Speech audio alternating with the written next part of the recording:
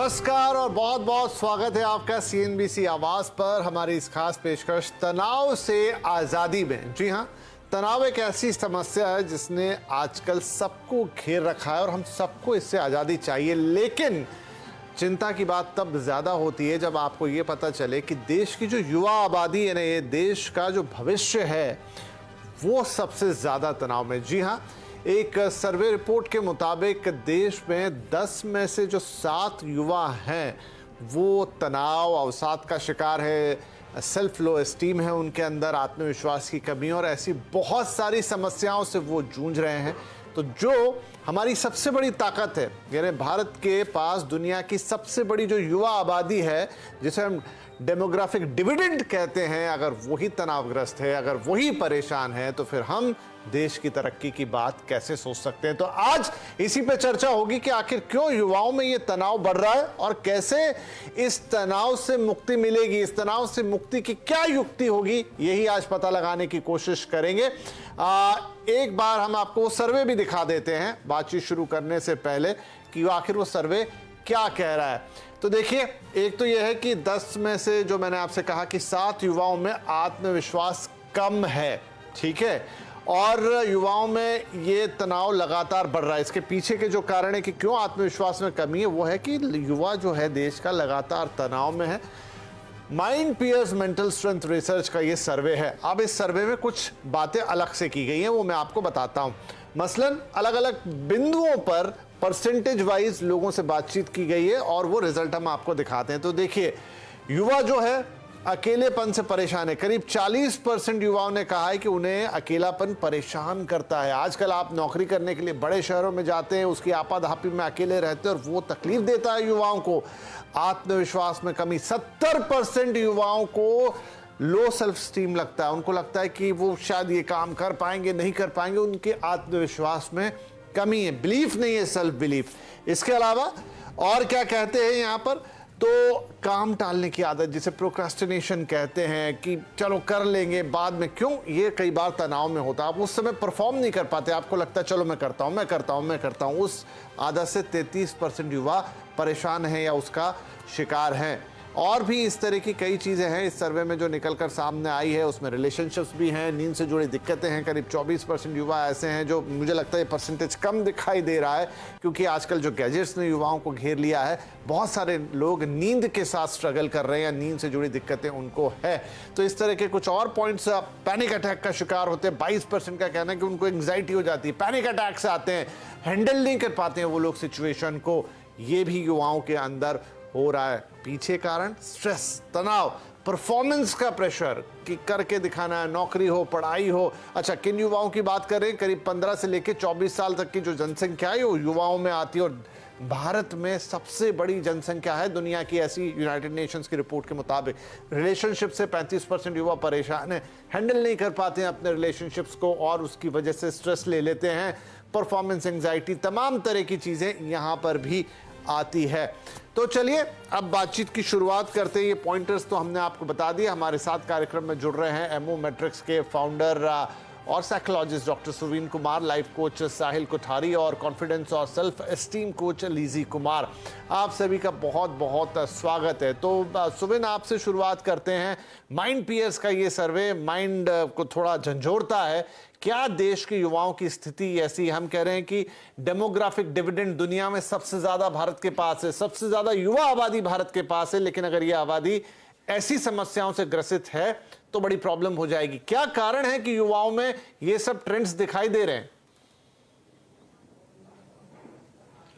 जी धन्यवाद। बिल्कुल सही कहा आपने। तो भारत युवा की दृष्टिकोण से इतना बड़ा देश है और जब ये युवा है उनका अगर सेल्फ कॉन्फिडेंस लो होगा, सेल्फ स्टीम लो होगा, एंड आपने जो अभी सर्वे की बात कर रहे थे, I think this is absolutely right. As a psychologist करीब 10 साल से मैं मोर देन 10,000 काउंसलिंग सेशन कर चुका हूँ and I can tell you कि दिस इज एब्सोल्युटली ट्रू। अगर मैं आपको रीजंस बताऊं, नंबर 1 रीजन जो है वो युवाओं में वो है इनसिक्योरिटी का। जहां इनसिक्योरिटी होगा वहां कॉन्फिडेंस आना बहुत मुश्किल है, नहीं आ सकता। और इनसिक्योरिटी बहुत सारे रीजन है, लाइक यू सेड लोनलीनेस बहुत बड़ा फैक्टर है उसका, रिलेशनशिप इश्यूज बहुत ज़्यादा है। मैं यहाँ बताता हूँ, एज ए साइकोलॉजी कंपनी हमारे पास अगर 200 से 300 काउंसलिंग के लोग आते हैं तो मैं आपको बता सकता हूँ कि more than 60% of them relationship issues का शिकार होते हैं। तो ये बहुत कॉमन फैक्टर है। अगर हम पीछे जाएं तो पेरेंटिंग का एक बहुत बड़ा फैक्टर इसमें देख सकते हैं। जो वैल्यू सिस्टम है, उनका जो होम ट्रेनिंग है, कहीं ना कहीं से वो बहुत ज़्यादा इम्पैक्ट करता है उनको कि किस तरह के वैल्यू सिस्टम में। अच्छा, वैल्यूज़ को मैं सिंप्लीफाई करता हूँ ऑडियंस के लिए। Anything that we value enough becomes our values.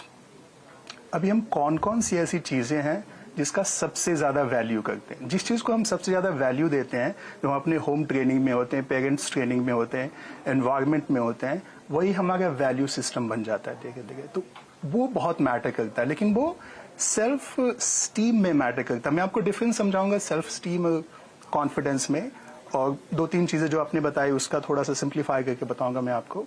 सबसे पहले समझते हैं कॉन्फिडेंस। लेकिन मैं आपसे चीजें, हाँ जी, मैं आपसे और ये सारी चीजें समझूंगा, लेकिन एक एक राय मैं अपने बाकी के 2 मेहमानों का लूंगा। लीजी, आपको क्या लगता है, क्या चीज युवाओं को सबसे ज्यादा ट्रबल कर रही है इन दिनों? आज के समय में युवाओं को जो सबसे ज्यादा परेशानी और दिक्कत आ रही है वह है अकेलेपन की, loneliness, the sense of loneliness. एक होता है अलोन, एक होता है लोनलीनेस। ये जो सेंस ऑफ लोनलीनेस है, ये चाहे वह जितनी भीड़ में है वह वहां भी अकेला है, और उसको उसका जो एक सेवियर, जो एक सर्वाइवर जो नजर आता है, वो उसको सिर्फ अपना गैजेट नजर आता है। इन हालातों में जिस तरह से आज के युवा जूझ रहे हैं, मेरा देश भारत दुनिया के सबसे युवा देशों में से एक है, नंबर 1 पोजीशन पर है। ऐसी पोजीशन में होने के बावजूद भी अगर मेरे देश के युवाओं की 70% आबादी अगर लो सेल्फ एस्टीम या फिर लो सेल्फ कॉन्फिडेंस से अगर गुजर रही है, तो वो मेरे लिए बहुत दुख की बात है। एक सेल्फ एस्टीम और कॉन्फिडेंस कोच होने के नाते मैं इस तथ्य पर आना चाहूंगी कि एक बालक जब इस दुनिया में जन्म लेता है तो उसका सेल्फ एस्टीम के साथ वह पैदा होता है, उसके सेल्फ एस्टीम को कोई चोट नहीं होती है, और उसमें सेल्फ एस्टीम को बिल्डअप करने का काम हमारा होता है। वह एक एलियन है, एक एलियन वर्ल्ड में आया है, तो उसको उस तरह से ग्रो करने में, डेवलप करने में परिवार का, सगे संबंधियों का, उसके दोस्तों का, उसके आसपास के माहौल का, हर चीज का बहुत फर्क पड़ता है, और इसमें हमारी भूमिका बहुत बड़ी हो जाती है। थोड़ा सा बच्चा बड़ा होने लगता है, स्कूल में उसको 6 घंटे के लिए दे दिया जाता है, वहां पर हम अध्यापक उन बच्चों के साथ क्या करते हैं, इस पर भी बहुत कुछ निर्भर करता है। बात आती है कॉन्फिडेंस की। कॉन्फिडेंस एक बच्चा तब अटेन कर पाता है जब वो उस करेज को लेकर आगे बढ़ता है। किसी भी काम को करने में अपनी क्षमता पर शक करना, वो उसका लैक ऑफ कॉन्फिडेंस होता है। नहीं तो ठीक है, गॉट योर पॉइंट मैम। ये वो सारे पॉइंट्स हैं जो हो रहे हैं, लेकिन साहिल ये सब क्यों हो रहा है, क्या कारण है इसके पीछे, क्या दिक्कत हो रही है? क्या बहुत ज्यादा चीजें हो गई हैं एट अ टाइम करने के लिए, और परफॉर्मेंस, मतलब आप कुछ भी कह लीजिए कि दोस्ती भी मैनेज नहीं हो पा रही है, काम भी मैनेज नहीं हो पा रहा है, पढ़ाई भी मैनेज नहीं हो पा रही है, गैजेट्स भी मैनेज नहीं हो पा रहे हैं, एट अ टाइम वो बहुत सारी चीजें करना जा रहा है और टाइम मैनेज नहीं कर पा रहा है, हो क्या रहा है? सबको पहले मेरा नमस्कार और स्वतंत्रता दिवस की सबको हार्दिक शुभकामनाएं। और मैं उम्मीद करता हूं कि मैं जो भी कहूँगा उससे बच्चे लोग और जो यूथ है हमारी जो डेमोग्राफी में, उससे लोग स्वतंत्र पाए। सो देखिए, इसका सबसे बड़ा कारण है कंपटीशन अमॉन्ग ईच अदर्स। मतलब आज हर बच्चे को नंबर 1 बनना है, और वो क्या करते हैं, एक दूसरे से फिर कॉम्पीट करने लगते हैं। मतलब एक बच्चे को ऐसा है कि मुझे नंबर 1 बनना है, दूसरे बच्चे को भी ऐसा है कि वो मुझे नंबर 1 बनना है। तो जब तक ये कंपटीशन बना रहेगा तो ये स्ट्रेस बढ़ता रहेगा। क्योंकि आज जो भी पेरेंट्स ये शो देख रहे हैं, आपको अपने बच्चे को रियलाइज करवाना है कि आप जो बच्चा है, आप में खुद अपनी यूनिक कैपेसिटी है, यूनिक टैलेंट है। तो ये पेरेंट्स का काम है, और आज बच्चों को भी ये रियलाइज करना पड़ेगा कि आज हमें कॉम्पीट नहीं करना है, आज कॉम्पीट करना है तो सिर्फ अपने से, ना दूसरों से।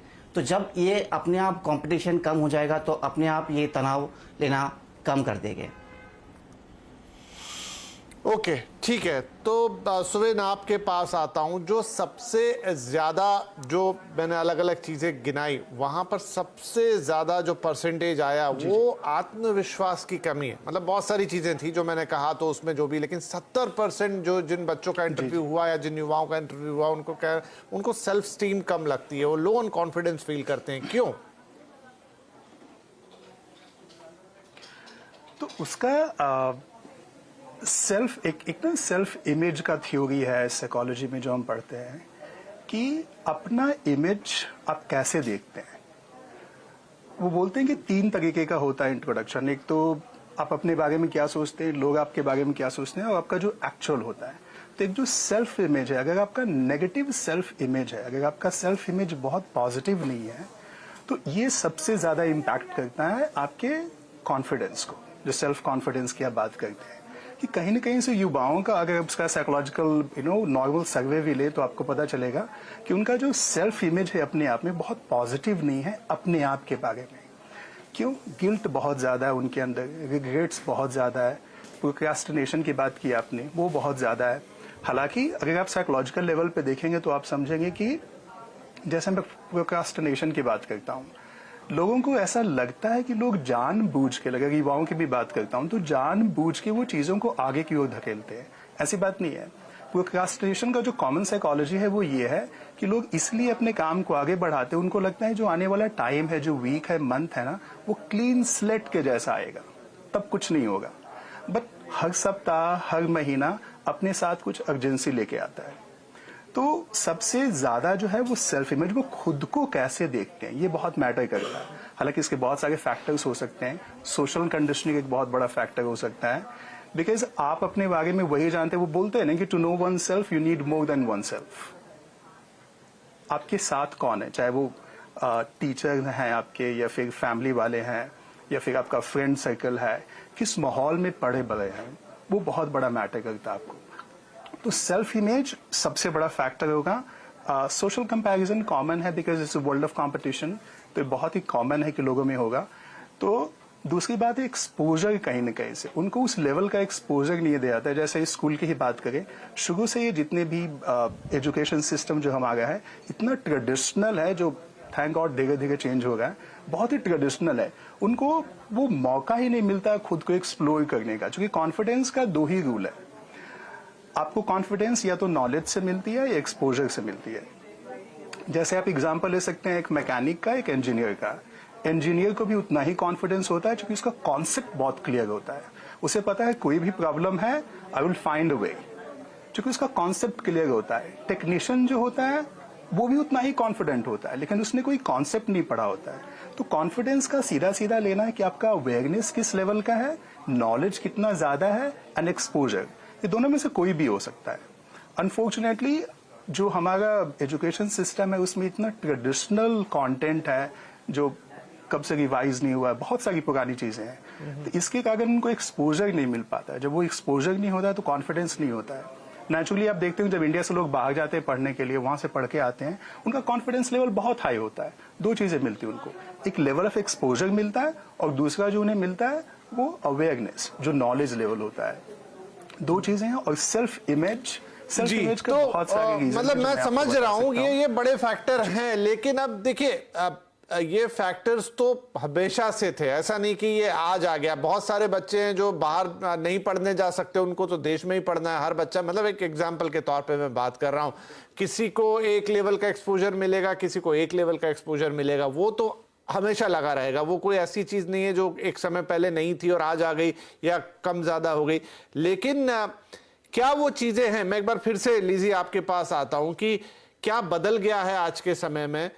इतने सारे पॉइंट्स हमने देखे, इतनी सारी चीजें हमने देखी, क्या युवा को सही मार्गदर्शन उसके घर से नहीं मिल पा रहा है, या वो अपने आप में ही कंफ्यूज हो जाता है, या अपने आप को इतनी सारी चीजों से ऑक्यूपाइड कर ले रहा है कि वो मेंटेन नहीं कर पा रहा उसको, और प्रायोरिटी में कंफ्यूज हो जाता है कि मुझे कहां पर फोकस करना और कहां पर नहीं?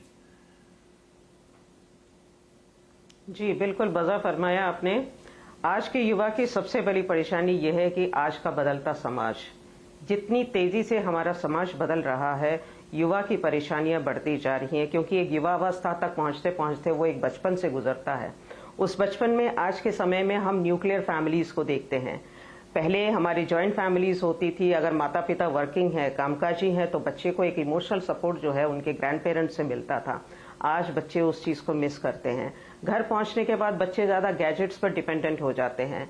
ऐसी सिचुएशंस में उनको कहीं पर भी अपने इमोशंस की, अपनी इनसिक्योरिटीज़ की, अपने फियर को डिस्कस करने का उनको मौका नहीं मिलता। और जब शेयरिंग नहीं होती है तो कहीं ना कहीं धीरे धीरे वो sense of fear, sense of insecurity घर करता जाता है। यह एक बहुत बड़ा फैक्टर है जो युवा को इस तरह की परेशानियों में डाल रहा है। दूसरा फैक्टर है आजकल के बढ़ते हुए तलाक के किस्से। हम अक्सर आज के युवा में यह चीज़ हम देखते हैं, ब्रोकन फैमिली से बच्चे आते हैं। एक अध्यापिका हूँ, पिछले 23 साल से मैंने देखा है बहुत से बच्चे जो है, बड़ी तादाद में बच्चे ब्रोकन फैमिली से आते हैं जहाँ पर पेरेंट्स दोनों साथ में नहीं हैं। इन हालातों में उन बच्चों को मेड्स के पास, क्रशेस में उनको छोड़ दिया जाता है और ये बच्चे वहाँ रहकर जब खुद से कुछ नहीं कर पाते, उनको किसी तरह का एप्रिसिएशन नहीं मिलता, एक सेंस ऑफ सेटिस्फैक्शन नहीं मिलता है, एक पुश नहीं मिलता है, उनको कोई अप्रिशिएट करने वाला नहीं मिलता है। ऐसे सिचुएशन में वे बच्चे धीरे धीरे अपना वो जो कॉन्फिडेंस है, अपना सेल्फ एस्टीम है, उसको लूज करते जाते हैं। और वो सिर्फ इसलिए तो होता है आप कि लोगों उनकी की कोई बातों से डर मुझे बैठ ये चुका होता है समझ कि में वो आ रहा है नहीं कि कर जिस तरीके से पिछले 20-30 साल में हमारा समाज बदला है और चीजें बदली हैं, हमारी अप्रोचेस बदली हैं, हमारी पूरी सिस्टम ही बदल गई है, खाने कमाने के सब तरीके वहां से इम्पैक्ट आ रहे हैं। अब बड़ा सवाल यह है कि हो तो रहा है, बदलाव तो हुआ है, उतने मौके भी बने हैं, उतनी चीजें भी बदली हैं, तो इसको हैंडल करने का क्या कोई तरीका है? क्या इन परिस्थितियों में एक युवा खुद में कुछ ऐसी चीजें करके, कुछ चीजों को अपना के या कुछ परिवर्तन लाके अपने सेल्फ एस्टीम, जो सबसे बड़ी दिक्कत निकल कर आई, उसको बढ़ा सकता है, अपने फ्रेंडशिप रिलेशनशिप्स को बेहतर कर सकता है, और जो एंग्जाइटी वगैरह उसको रहती है कैसे उन्हें ओवरकम करेगा, ये महत्वपूर्ण है। तो ब्रेक लेते हैं, एक छोटा सा ब्रेक के बाद इसी तनाव से आज़ादी के फॉर्मूले पर बात करेंगे कि क्या कर सकता है युवा ताकि वो तनाव मुक्त हो, और जब तनाव मुक्त होगा तो चीजें बेहतर होंगी। एक छोटा सा ब्रेक, बातचीत जारी रहेगी।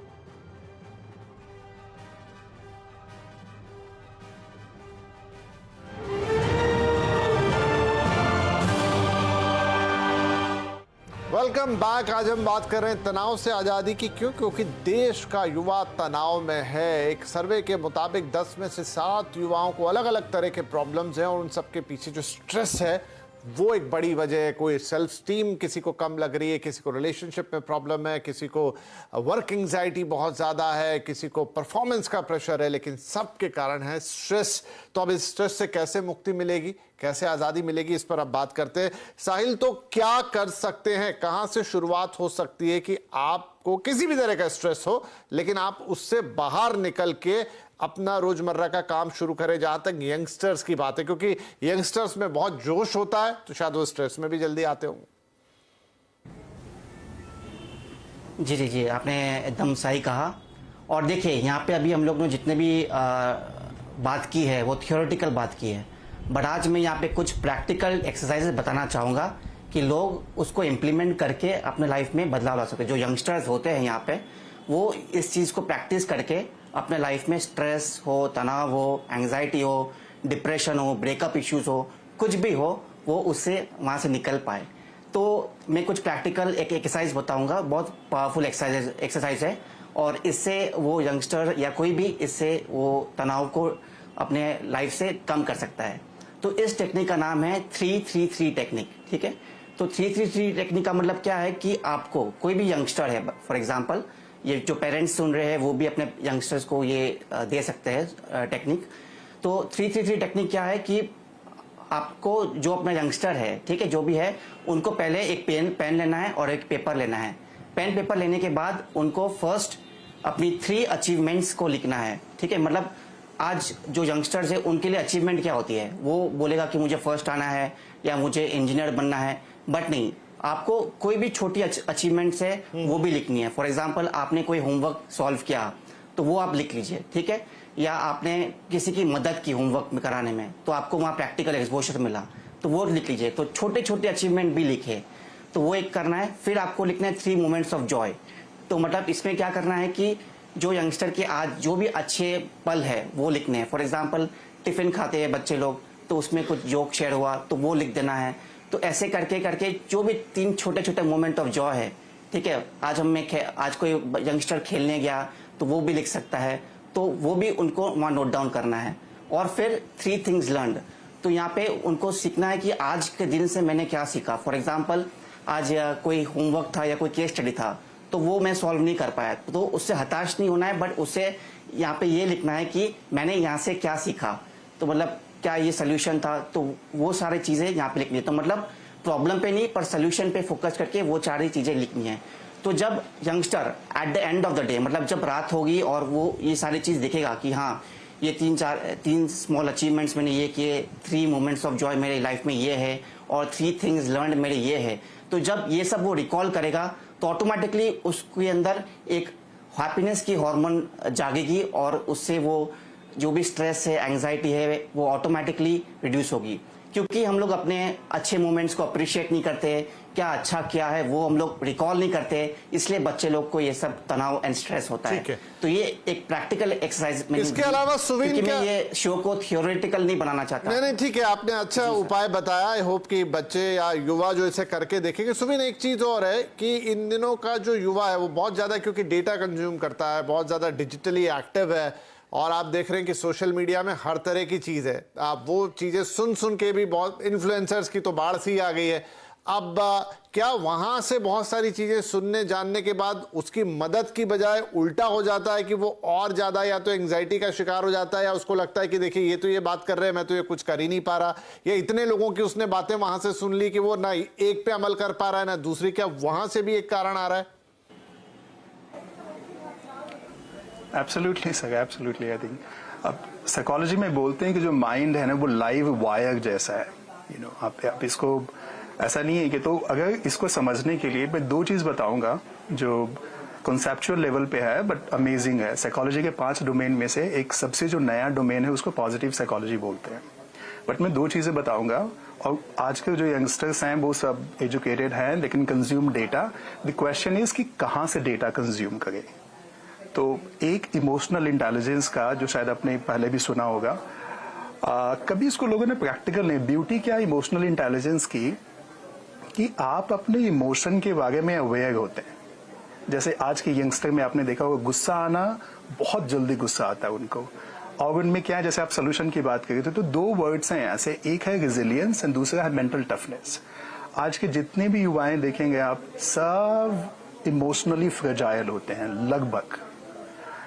मतलब इमोशनल इतना रिएक्शन होता है इतना ज्यादा उनका, तो इमोशनली इतना ज्यादा फ्रेजाइल होते हैं वो। अगर आप पहले की बात करें, जैसे उनके जो गार्डियंस थे इमोशनली स्टेबल थे ज्यादा से ज्यादा। ऐसा नहीं कि वो इमोशनल इंटेलिजेंस पढ़ के आए थे, बट जो अभी जो तरीका है अभी के युवाओं को अपना इमोशनल अवेयरनेस के लिए, एक तो है इमोशनल इंटेलिजेंस। इमोशनल इंटेलिजेंस में दो चीज, वो जहां से डेटा कंज्यूम कर पाए, इंटरनेट से, वीडियो से, किसी को सुनकर, कोई भी हो, कैसे भी। एक अपना रेजिलियंस कैपेसिटी कैसे बढ़ाएं, जब फेलियर है, सेटबैक है, ब्रेकअप है, उससे दोबारा से कैसे वापस आना। तो अपने रेजिलियंस कैपेसिटी वो बढ़ा सकते हैं। गूगल पे बहुत सारे टिप्स मिल जाएंगे, बट डायरेक्शन सही होना चाहिए, गाइडेंस सही होना चाहिए कि क्या सीखना है। तो एक रेजिलियंस, कभी भी वो फॉल बैक कर जाएं, खुद को कैसे बाउंस बैक करें। दूसरा है मेंटल टफनेस। मेंटल टफनेस का मतलब है कि जो स्ट्रेस है उसको कैसे डिस्ट्रीब्यूट करें। जैसे आर्म्ड फोर्सेज में, आर्मी में मेंटल टफनेस पर ट्रेनिंग दी जाती है कि छोटी छोटी बातों से कोई फर्क नहीं पड़ता उनको, जब तक एक सर्टेन लेवल का स्ट्रेस ना आ जाए। क्योंकि स्ट्रेस लाइफ का कॉमन पार्ट है सर। अगर आप बात करें तो स्ट्रेस को हम साइकोलॉजी में पढ़ते हैं कि stress is a normal response of a challenge. एक चैलेंज का नॉर्मल रिस्पॉन्स। जी, बात आपकी सही है, क्योंकि ये विषय इतना ज्यादा गहरा है कि हम इस पे घंटों बात कर सकते हैं, लेकिन आधे घंटे में बात को समेटना हमारी भी मजबूरी होती है। लेकिन आई होप कि हमने जो प्रॉब्लम्स को डिस्कस किया, क्योंकि सबसे पहले तो यही पता नहीं चलता ना कि प्रॉब्लम क्या है। आपको प्रॉब्लम को पिन पॉइंट करना बहुत जरूरी है, वो आप तीनों ने हमें करके बताया। और उसके ऊपर जो अभी आप बता रहे हैं, प्रैक्टिस बता रहे हैं, या जो एक्सरसाइज बता रहे हैं, वो भी है जो लोगों के काम आएगी। पर मुझे लगता है कि सबसे पहले अगर वो समझ ही जाए कि क्या दिक्कत हो रही है, कहाँ प्रॉब्लम हो रही है, तो आधा सॉल्यूशन तो वहीं आ जाता है। तो आई होप कि हमारी जो बातचीत रही है युवाओं को सच में एक जो तनाव है उससे मुक्ति या आज़ादी के लिए मदद करेगी। यानी एक कांस्टेंट प्रोसेस है, एक 15-20 मिनट की बातचीत से कुछ नहीं निकलेगा, लेकिन आप कॉन्स्टेंटली आपको इसके बारे में सोचना पड़ेगा। आपको खुद से सवाल पूछना पड़ेगा, क्या मैं स्ट्रेस में हूँ, और आपको जवाब मिलेगा कि अगर हाँ हूँ, मुझे तो तनाव है, तो आपको उसके ऊपर काम करना होगा। और यही आज हमने बात करने की कोशिश की है। तो आप तीनों का ही बहुत शुक्रिया, एंड आई होप कि आपकी बताई हुई सारी बातें हमारे यंगस्टर्स के बहुत काम आएगी और आज़ादी से मुक्ति उन्हें जरूर, तनाव से उन्हें ज़रूर आज़ादी मिलेगी। बहुत शुक्रिया इस कार्यक्रम में शामिल होने के लिए। नमस्कार।